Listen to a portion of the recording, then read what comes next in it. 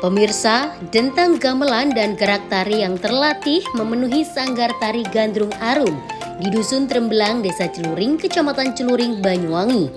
Selama 2 hari, Sabtu hingga Minggu 24 sampai 25 Januari 2026, sanggar ini menggelar ujian semester bagi para peserta didiknya. Sebanyak 250 anak mulai dari usia pendidikan anak usia dini hingga tingkat sekolah menengah atas tampil bergantian. Mereka adalah anak-anak yang telah menempuh proses latihan selama 6 bulan belajar disiplin, ketekunan, dan makna di balik setiap gerak.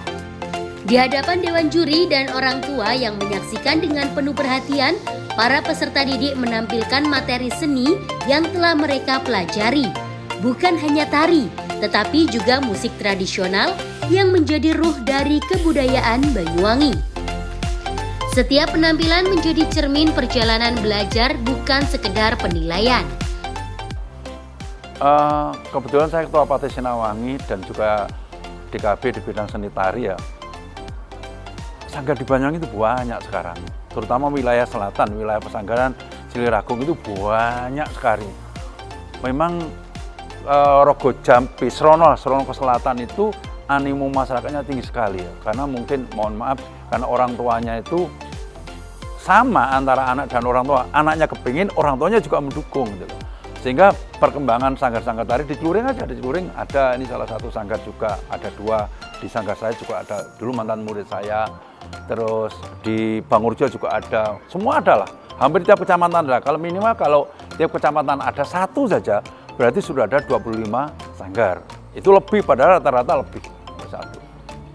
Ya, jadi dengan berkembangnya pariwisata di Banyuwangi ini sebenarnya kan bisa menjadi tempat anak-anak untuk berekspresi. Jadi kami berharap pemerintah itu memberikan tempat atau wadah bagaimana anak ini bisa tampil di suatu tempat sehingga ada kebanggaan orang tua itu. Oh, anak saya tampil pintar. Oke lah, mereka setiap hari menari di sanggar, mereka menari di sekolah, tapi berbeda ketika mereka diundang oleh pemerintah tampil misal di pendopo, kemudian ada tamu ditampilkan. Jangan yang kembali lagi, misal ada acara di Glimor yang tampil saya. Padahal di Glimor ada sanggar tari, di Kalibaru yang tampil orang Rogo Jampi. Ini akan menyakitkan teman-teman sanggar tersebut. Saya aja di Jawatan ada penampilan, saya ditanya, loh Pak Suko nggak tampil? Enggak, loh kok bisa? Ini aneh menurut. Makanya kami berharap pemerintah itu cukup menata sajalah, noto.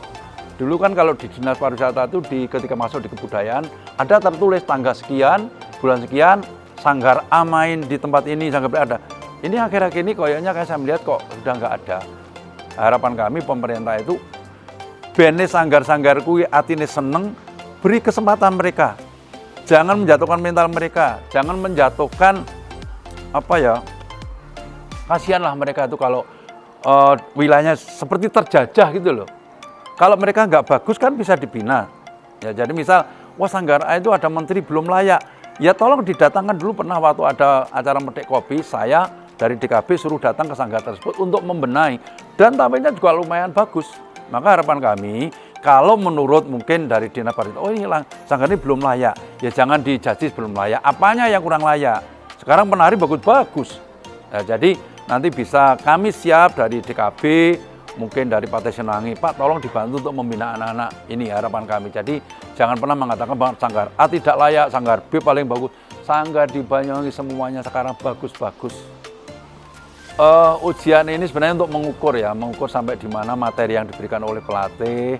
Terus kemudian tidak hanya asal nari saja, orang tua juga kepengen tahu anak saya itu latihan tuh sampai di mana toh gitu loh. Mendino latihan kepengen roh. Kadang kalau di rumah di depan TV dia menari, kan berbeda ada sekarang ini. Ada di komentari, kamu kurang begini kurang. Ketika dia pulang tadi saya tanya, sampun Bu, sampun gimana? Alhamdulillah Pak, komentarnya jurinya tadi penampilannya bagus lah. Ini kan sama dengan rapot. Nah, ke depan kami juga berharap mudah-mudahan kami bisa menerbitkan rapot untuk anak-anak penari ini. Jadi setelah selesai di piagam itu ada tertulis nanti. Mungkin ekspresinya kurang ditulis nanti sehingga orang tua bisa membaca ini. Dan besok kalau itu disimpan ketika dia jadi penari bagus, dia punya kenangan. Wah, ini saya waktu di sanggar tari Gandrung Arum itu ini nilai saya sebagainya.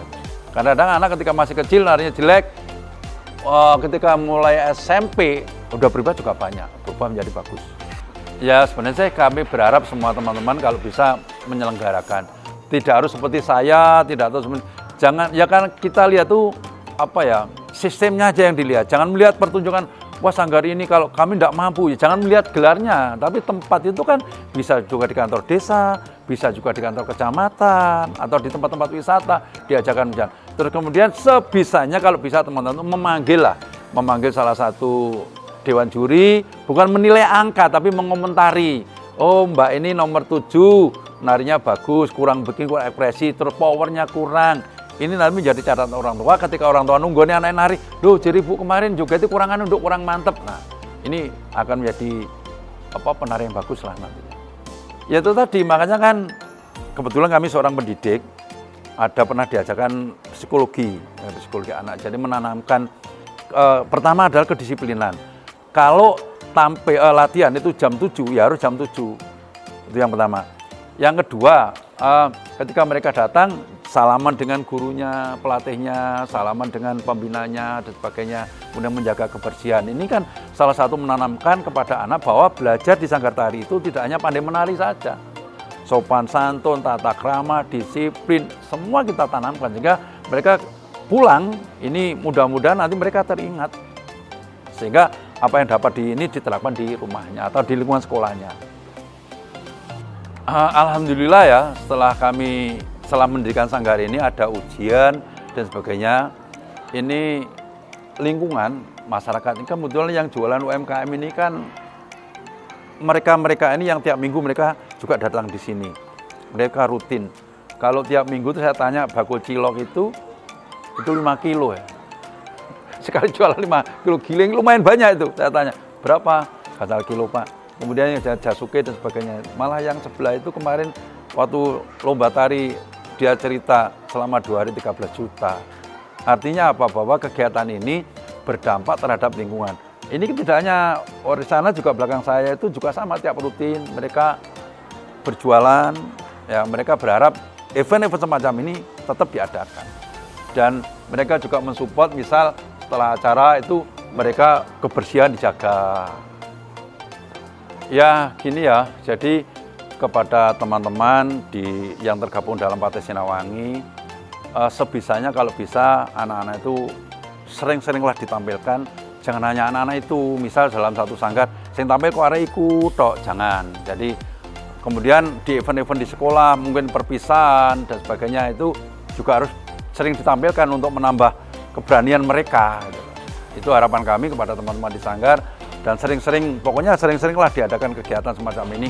Kalau ada lomba juga begitu. Kalau orang tua menghendaki ikut, sudah suruh ikut. Ini salah satu cara untuk melatih mental anak. Sebagai penanda proses yang telah dilalui, setiap peserta didik menerima sertifikat dari Sanggar Tari Gandrung Arum. Sebuah pengakuan atas kerja keras, kesabaran, dan keberanian tampil di panggung. Ujian semester kali ini terasa istimewa dengan kehadiran Ketua dan Pengurus Dewan Kesenian Belambangan Banyuwangi. Suasana kian hangat ketika Ketua Sanggar Suko Prayitno mendapat kejutan bunga dari para pelatih serta murid-muridnya bertepatan dengan hari ulang tahunnya. Teng sanggar mriki niki kegiatane tujuane boten mung belajar joget mawon, jare Pak Ridho nika belajar etika, attitude, sopan santun, cara bersosialisasi yang baik. Maka itu sanggar dalam perspektif seperti ini menempati peran penting untuk menyempurnakan menjadi lembaga pendidikan yang melengkapi pendidikan formal teng sekolah. Maka sanggar itu memiliki peran penting membentuk potensi positif anak-anak kita. Karena itu ini penting disadari, apalagi temanya Pak Suko malam hari ini uji kompetensi pada tahun ini adalah lampah umuwuh.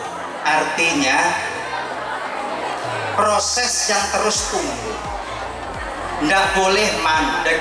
Demikian pun sanggar-sanggar yang lain terus itu harus lampah tumuwuh, proses-proses yang kemudian terus bertumbuh meningkatkan kualitasnya. Jadi sepeda malih ibu bapak ndika sedanten kula lan rencang-rencang seniman mengucapkan penghargaan, menyampaikan penghargaan yang sebesar-besarnya kepada seluruh sanggar seni di Banyuwangi yang telah mengukir hati potensi seni anak-anak Banyuwangi. Tepuk tangan untuk teman-teman pembina sanggar seni, dan terutama di sini Sanggar Seni Gandrung Arum. Pada momen yang sama, Sanggar Tari Gandrung Arum juga memberikan penghargaan kepada keluarga besar almarhum Sumitro Hadi, Maestro Seni Budaya Banyuwangi. Sebuah penghormatan bagi sosok yang telah menanamkan jiwa berkesenian dan mewariskan nilai budaya kepada generasi demi generasi. Dari Banyuwangi, Jawa Timur, Tim Liputan Banyuwangi 1 TV melaporkan.